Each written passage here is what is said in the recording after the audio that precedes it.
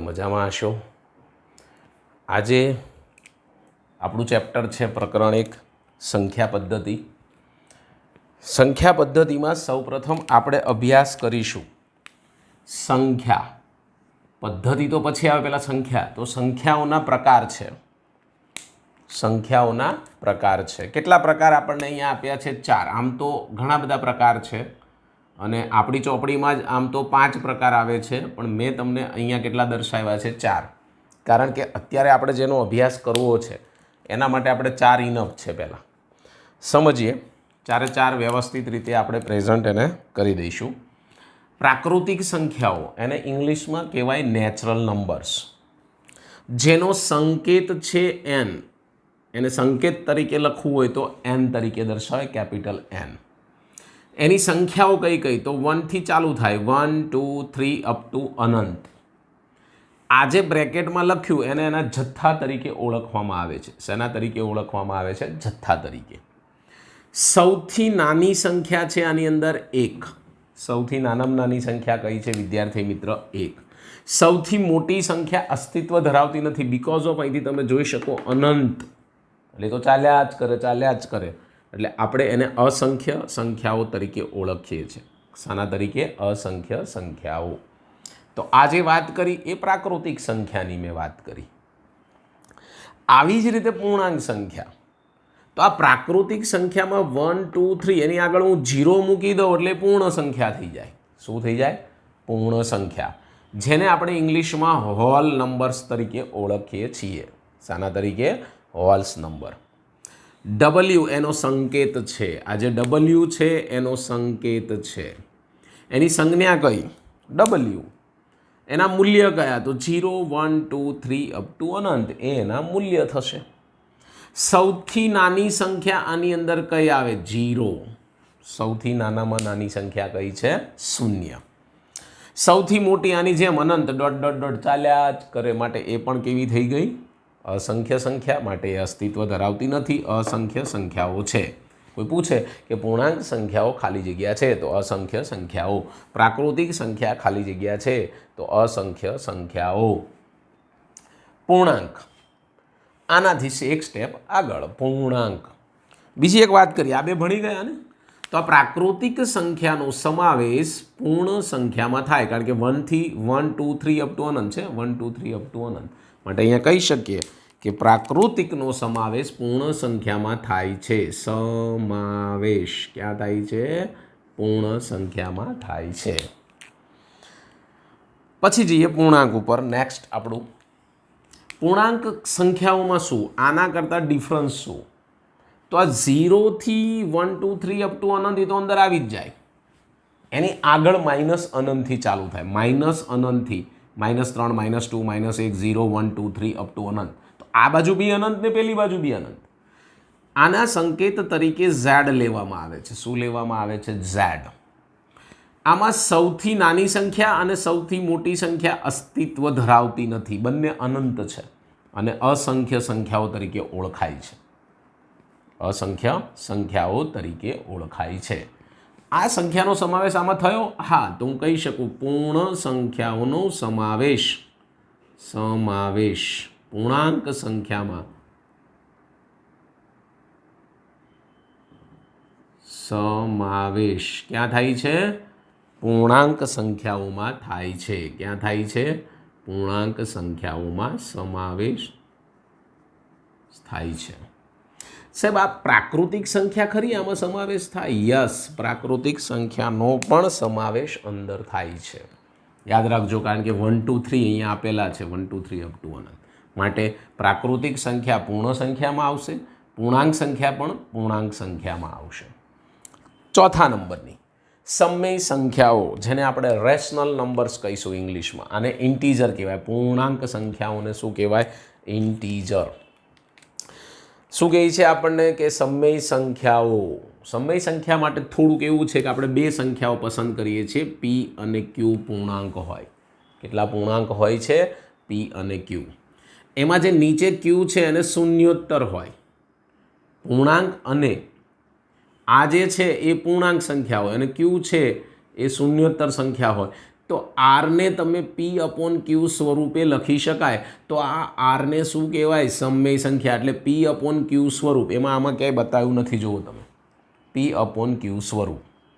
એને આપણે કહેવું હોય તો આવું કહી શકીએ છીએ, પી અપોન ક્યુમાં છેદ છે નોટ ઇક્વલ ટુ 0. છેદમાં જો 0 આવે તો એ સમમેય સંખ્યા રહેતી નથી. ત્યાંથી શું થઈ જાય છે? એ નીકળી જાય છે. સમમેય સંખ્યાનો સંકેત શું છે? સંજ્ઞા. જેમ અહીંયા હતો પ્રાકૃતિક સંખ્યા માટે n, પૂર્ણ સંખ્યા માટે w, પૂર્ણાંક માટે z, એમ સમમેય સંખ્યા માટે કઈ સંજ્ઞા છે? કેપિટલ ક્યુ. બધા માટે કેપિટલ જ છે સંજ્ઞા. તો આનાથી એડવાન્સ શું આ 3 કરતા? તો એમ કહે છે કે માઇનસ ઇન્ફિનિટીથી તો ચાલુ થશે, -3, -2, -1/4. એટલે કે આવી સંખ્યાઓ પી અપોન ક્યુ સ્વરૂપની અંદર સમાવેશ થાય. 0, 1, 2/3, 3 અપ ટુ અનંત. તો આવી સંખ્યાઓનો સમાવેશ કેમાં થાય છે? સમમેય સંખ્યાઓમાં. સમમેય સંખ્યાઓને બે સ્વરૂપે દર્શાવી શકાય. સમમેય સંખ્યાનું દશાંશ સ્વરૂપ લખી શકાય અને એક અનંત આવૃત સ્વરૂપ. એટલે આ સમમેય સંખ્યાને બે રીતે દર્શાવી શકાય છે, એક દશાંશ સ્વરૂપે અને એક અનંત આવૃત સ્વરૂપે. દશાંશનો મિનિંગ શું? તો 1/5, 1/5 લો એટલે 0.2 આવે, 12/5 લો એટલે 2.4 આવે. અહીંયા સ્ટોપ થઈ ગયું કાર્યક્રમ. અનંત આવૃત એટલે શું? 2/3 લેશો એટલે તમને શું મળ્યું? 0.6 અને ઉપર લીટો. એવું ના મળે. હકીકતમાં તો આનું મૂલ્ય તમને આવું મળે, 2/3 બરાબર 0.6666 અનંત સુધી. એટલે કે આ 6 છે એની ઉપર લીટો છે અને 12 કહેવાય. તો એ વારંવાર પુનરાવર્તિત થાય, વારંવાર રિપીટ થાય છે. માટે આપણે આવું વારંવાર નથી લખતા, એના બદલે 0.6ની ઉપર લીટો કરીએ એટલે 12 કહેવાય. વાંચવું હોય તો એને 12 વંચાય તો 0.612 તરીકે લઈએ છીએ. આવી જ એક સંખ્યા 1/6 બરાબર 0.16 તો આ પણ સંખ્યા છે એ કેવી લખી શકાય? તો 0.16 રિપીટ થાય એક સાથે, આ રીતે અનંત સુધી. બે સંખ્યાનું એક સાથે રિપીટ થયું. ઘણી જગ્યાએ 100 તો આપણે શું કરશું? 100 ઉપર 12 મૂકીશું. અહીંયા 16 આવે તો 16 ઉપર 12 મૂક્યો, સમજી લો. તો આ ખાસ નોંધ લેવી. આને અનંત આવૃત કહેવાય. આના પછી એક સ્ટેપ આવશે અસમય સંખ્યાઓ. એ આપણે આના પછી એટલે કે સ્વાધ્યાય 1.1 પછી આવશે ત્યારે જોઈશું, કારણ કે અત્યારે સમજાવવામાં કોઈ મિનિંગ નથી વિદ્યાર્થી મિત્રો. ઓકે, સેકન્ડ એક વાત આપણે અહીંયા કરી રહ્યા હતા તો કે ભાઈ આ પૂર્ણાંક સંખ્યાનો સમાવેશ સમમેય સંખ્યામાં થાય છે. યસ, આખી સંખ્યાની અંદર આવી જાય છે. સેકન્ડ, પૂર્ણ સંખ્યાનો સમાવેશ પણ થાય અને થર્ડ, પ્રાકૃતિક સંખ્યાનો પણ સમાવેશ થાય.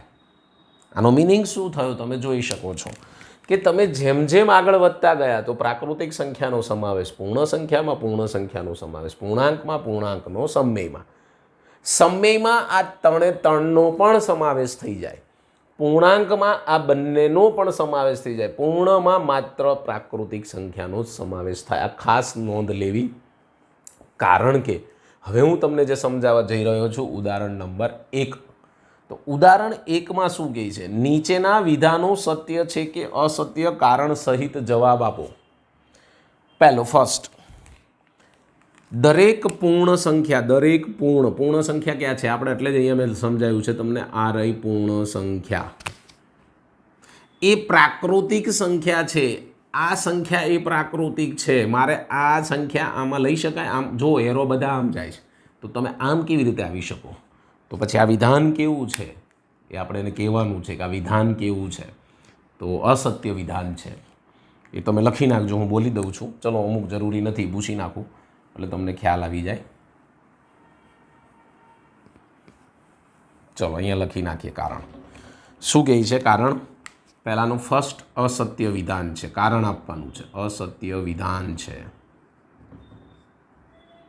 કેમ અસત્ય છે કહો મને, સમજો તમે, હું તમને કહું. ચલો, તો શું કીધું છે? પૂર્ણ સંખ્યા, પ્રાકૃતિક સંખ્યા. તમે જોઈ શકો આ 0 છે, અહીં કંઈ દેખાય છે તમને? નહીં. માટે કહી શકાય કે પૂર્ણ સંખ્યાનો સમાવેશ પ્રાકૃતિક સંખ્યામાં થતો નથી. અને પેસિફિક લખવું હોય તો પૂર્ણ સંખ્યાનું ઝીરોનું મૂલ્ય એ પ્રાકૃતિક સંખ્યા, ઝીરોનો સમાવેશ પ્રાકૃતિક સંખ્યામાં થતો નથી, માટે દરેક પૂર્ણ સંખ્યા એ પ્રાકૃતિક સંખ્યા નથી. આવું ખાસ અહીંયા લખવાનું છે. સેકન્ડ ઉપર જઈએ. સેકન્ડ મૂલ્ય આપણને આમાં સેકન્ડમાં શું કીધું છે? સેકન્ડ પાર્ટમાં એવું કહે છે કે દરેક પૂર્ણાંક એ સમય સંખ્યા છે. દરેક પૂર્ણાંક એ સમય સંખ્યા છે. જો આ બધી જ સંખ્યાઓ અહીંયા મેં પૂછી નાખ્યું, પણ આ બધી જ સંખ્યાઓ આમાં આવી જાય છે. આનો તમે ક્યુ લખશો એટલે બધી સંખ્યા આવી જાય. તો માટે શું કહીશું? સેકન્ડ નંબરનું વિધાન કેવું છે ભાઈ? સત્ય વિધાન છે. સત્ય વિધાન છે. કારણ કે હવે મારે કશું આમાં લખવાનું ના હોય, તમને આવડે કે પૂર્ણ સંખ્યાની બધી જ સંખ્યાઓનો સમાવેશ સમય સંખ્યાઓમાં થાય છે. એટલું જ લખવાનું છે. ત્રીજા નંબર ઉપર જઈશું. ત્રીજા નંબરમાં શું કહે છે? દરેક સમય સંખ્યા, એટલે આ સમય સંખ્યા પૂર્ણાંક છે, એટલે આનાથી ઉલટું કીધું, એટલે આને અહીંયા લાવવાની. તો આને બધું થોડું થાય? આ તો છે એ આવતું હતું, પણ બાકીના રહી જાય છે ને અમુક સંખ્યા. તો આપણે કહી શકીએ કે આ વિધાન અસત્ય છે. આ વિધાન અસત્ય છે. કારણ શું આપશો? સેમ રીતે લખવાનું આપણે કે સમય સંખ્યાઓની બધી જ સંખ્યાનો સમાવેશ પૂર્ણાંક સંખ્યાઓમાં થતો નથી, માટે આ વિધાન અસત્ય છે. માટે દરેક સમય સંખ્યા એ પૂર્ણ સંખ્યા નથી, આવું લખી નાખવાનું થાય છે. Okay, clear? આ વસ્તુ ખાસ નોંધ લેવી, મેં તમને સમજાવી આ ચાર્ટ સ્વરૂપે એ. હવે આપણે દાખલા નંબર આના 2 ઉદાહરણ 2 ઉપર જઈશું. ઉદાહરણ 2 શું કહે છે એના ઉપર વાત કરીશું.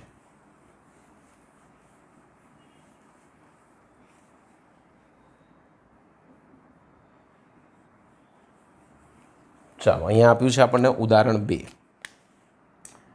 ઉદાહરણ 2 શું કહી રહ્યા છે?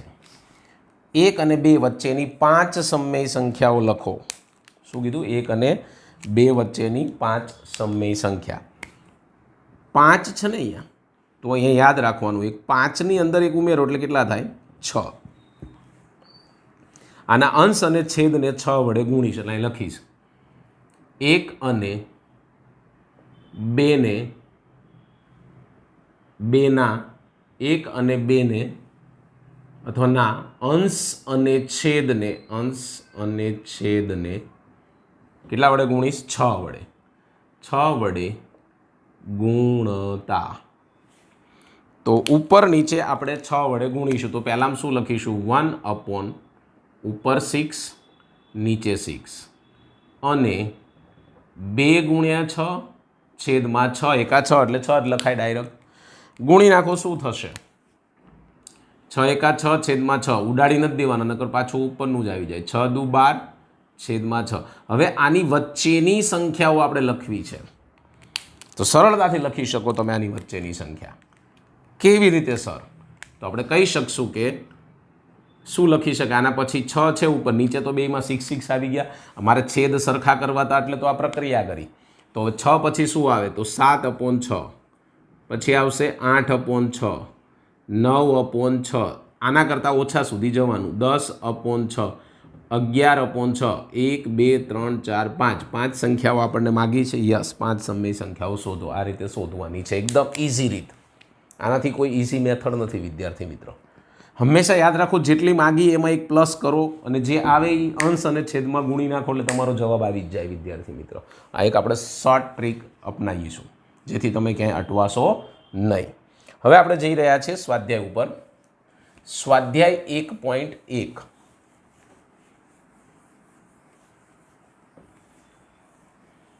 સ્વાધ્યાય 1.1.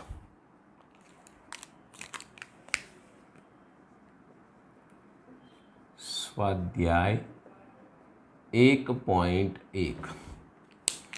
એમાં ફર્સ્ટ એક્ઝામ્પલ શું કહી રહ્યો છે એ નોંધ લખીશું. પહેલાં તો તમારી પાસે બુક હશે, ટેક્સ્ટ બુક જોડે રાખવી.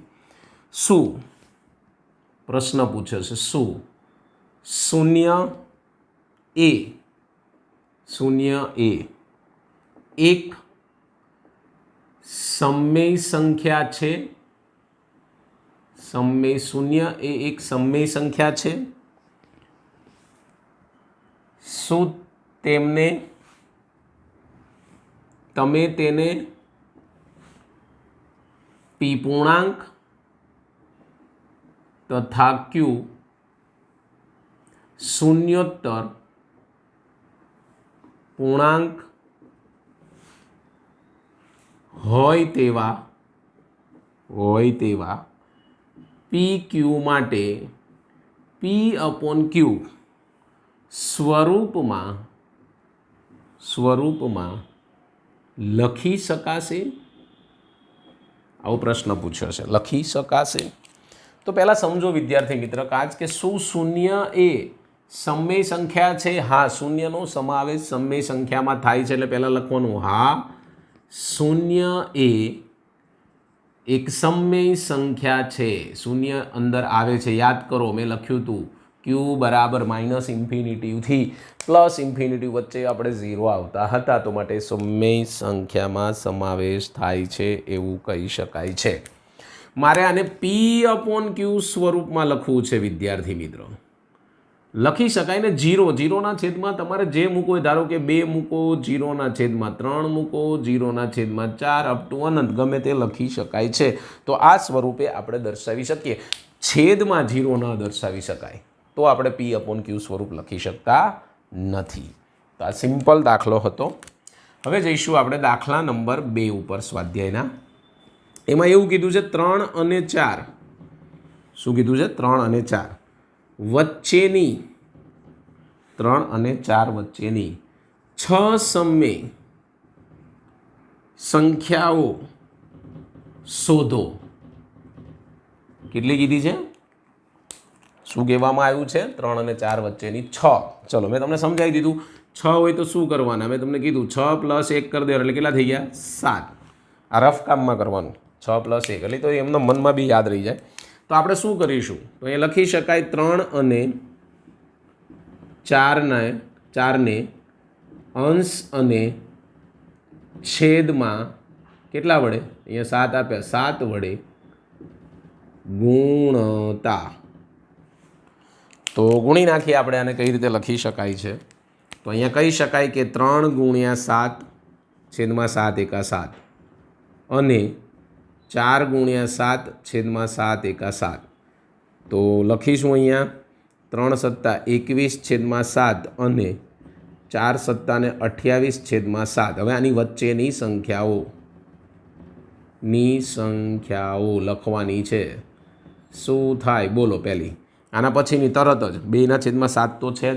તો 21 પછી 22 છેદમાં 7, 23 છેદમાં 7, 24 છેદમાં 7. ક્યાં સુધી? 28 ન આવવા જોઈએ લાઈનસર. 22, 23, 24, 25 છેદમાં 7, 26 છેદમાં 7 અને 27 છેદમાં 7. 1, 2, 3, 4, 5, 6 થઈ ગયા. 6 આપણને કેટલી માગી છે? 6. 6 આવી ગઈ. સિમ્પલ. છેદ ઉડાડતા હોય, જ્યાં ઉડતા હોય ત્યાં તમે ઉડાડી શકો છો. ના ઉડાડો, આ રીતે લખશો તો કોઈ તકલીફ નથી. પોઈન્ટમાં લખવા હોય અને ડિવાઈડ કરીને પોઈન્ટમાં તો પણ તમે લખી શકો છો.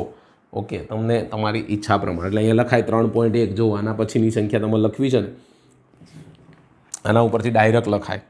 કઈ રીતે સમજજો ખાસ. આ બેની વચ્ચેની સંખ્યા આ રીતે લખાય 3.1, 3.2, 3.3, 3.4 છે. આવે ત્યાં સુધી તો આપણે તો કેટલા જોઈએ છે? 6 જ સંખ્યા. 1, 2, 3, 4, 5 અને 6 પતી ગયું. હજી તો 4, હજી તો 10. 3.9 પછી 4 આવે, 10 થાય. ખબર પડી કે નહીં? તો આ રીતે પણ તમે સિમ્પલ લખી શકો છો. આની આગળ હતું 1 અને 2 ઉદાહરણમાં, એમાંય 1.1, 1.2, 1.3 એવી રીતે તમે પણ એની અંદર લખી શકો છો. પણ આ એક મેથડ એવી શીખવાડી કે હવે એક દાખલો એવો આવે છે, તમે જોશો એમાં પણ આ મેથડ કામમાં આવી જશે. આ મેથડ એટલે શીખવાડી છે. તો દાખલા નંબર 3 શું કહે છે કે 3/5 અને 4/5 વચ્ચેની 5 સમમેય સંખ્યા, વચ્ચેની 5 સમમેય સંખ્યાઓ શોધો. જો આમાં આ મેથડ કામમાં આવે એટલે એક જ સરખી મેથડ રહે, એટલા માટે મેં આવું તમને સમજાવ્યું હતું. તો અહીંયા 5 કીધી છે, તો તમે શું કરશો? 5 + 1 કરશો એટલે કેટલા થશે? 6. તો આના અંશ અને છેદને તમે કેટલા વડે ગુણશો? 6 વડે. તો અહીં લખી શકાય કે 3/5 અને 4/5ના અંશ અને છેદને 6 વડે ગુણતા. ચલો ગુણી નાખીએ તો સિમ્પલ લોજિક થઈ જશે. અહીંયા શું આવશે? 5 3/5 ઉપર નીચે 6 વડે ગુણી નાખો અને 4/5 ઉપર નીચે 6 વડે ગુણો. ચલો શું થશે? ઉપર 6 તરીને 18/6 × 5 = 30 અને શું થશે? 4 × 24/30. હવે આપણે લખવું છે તેની વચ્ચેની સંખ્યાઓ. લખી નાખો આના પછી લાઇનસર. આ તમને ઇઝી મેથડ પડે. લખો શું થશે? 18/30 છે તો શું થાય? 19/30, 20/30, 21/30, 22/30, 23/30. 24 ના આવે એટલે 1 2 3 4 5 થઈ ગઈ. આ મેથડ ઇઝી પડે એટલે આ મેં તમને સમજાવેલી છે. આની સ્વાધ્યાયનો છેલ્લો દાખલો, ચોથો દાખલો એમ કહે છે કે નીચેના વિધાનો સત્ય છે કે અસત્ય. હમણાં સમજાવે એ જ પ્રમાણે કારણ સહિત સમજાવવાનું છે. પહેલું વિધાન શું કહે છે? ડાયરેક્ટ લખીશું કે દરેક પ્રાકૃતિક સંખ્યા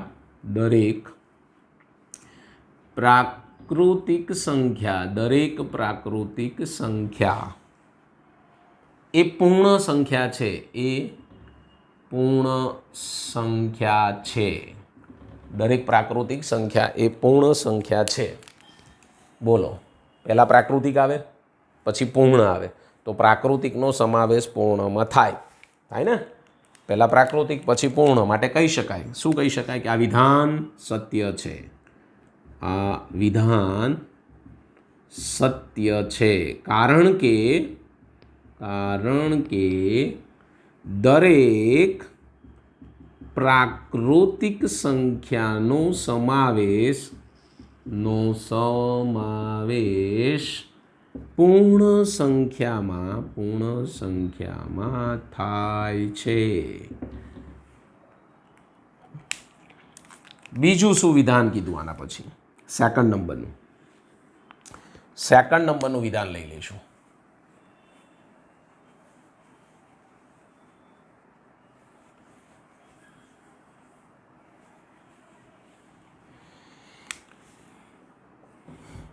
કયું નંબરનું? સેકન્ડ નંબરનું. એ લખીશું સેકન્ડ નંબરનું વિધાન.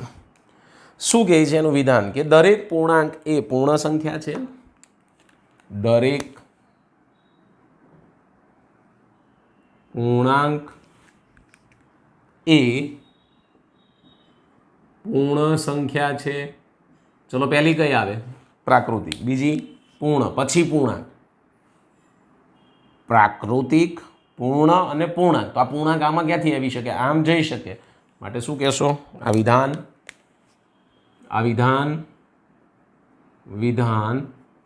અસત્ય છે. કારણ કે શું લખશો? તમને હવે આવડે છે, અમારે કહેવાની જરૂર નથી. કે પૂર્ણ સંખ્યા કે પૂર્ણાંક એ પૂર્ણ સંખ્યા. તો પૂર્ણાંક સંખ્યાના બધા જ મૂલ્ય પૂર્ણ સંખ્યામાં આવી શકતા નથી. એવું આની જેમ લખી નાખવાનું છે કે દરેક, તો અહીં લખવાનું દરેક પૂર્ણાંક સંખ્યાનો સમાવેશ પૂર્ણ સંખ્યામાં થતો નથી. માટે આ વિધાન ખોટું છે. લાસ્ટ શું કહે છે? ત્રીજા નંબરનું વિધાન કે સમય સંખ્યા દરેક, આગળ શબ્દ દરેક આવશે. દરેક સમય સંખ્યા એ પૂર્ણ સંખ્યા છે. સવાલ જ નથી આવતો ને, ખ્યાલ આવી ગયો. આ ચોથા નંબર ઉપર છે ને આ બીજા નંબર ઉપર છે. તો છેલ્લી વાળી આ બાજુ ન આવી શકે. અહીંથી બધી આમ જાય ને ચાર્ટ સમજાય તો એની વાત કરું છું, એના ઉપરથી. માટે શું લખશો? આ વિધાન અસત્ય છે કારણ કે દરેક સમય સંખ્યાઓનો સમાવેશ પૂર્ણ સંખ્યામાં થતો નથી. માટે અહીંયા આપણું આ એક પહેલું સ્વાધ્યાય 1.1 પૂર્ણ થાય છે. આને શાંતિથી લખીને તૈયાર કરી નાખવાનું. આ જે રીતના દાખલા છે આની અંદર એ મસ્ટ બી IMP દાખલાઓ છે. યાદ રાખવું, કારણ કે તમારે કોઈ કસોટીમાં પૂછવા માટે. એક હું તમને સાદું અને સિમ્પલ એક જ દાખલો હોમવર્કમાં આપીશ, એ તમારે ગણવાનો છે. કે 2/7 અને 3/4 વચ્ચેની ચાર સમય સંખ્યાઓ શોધો. સમય સંખ્યાઓ શોધો પ્રેક્ટિસ કરવા માટે. અને આવડશે, આમાં કંઈ છે અને ઇઝી છે પ્રેક્ટિસ, તો તમે આ સમજજો એટલે ખ્યાલ આવી જશે. ઓકે.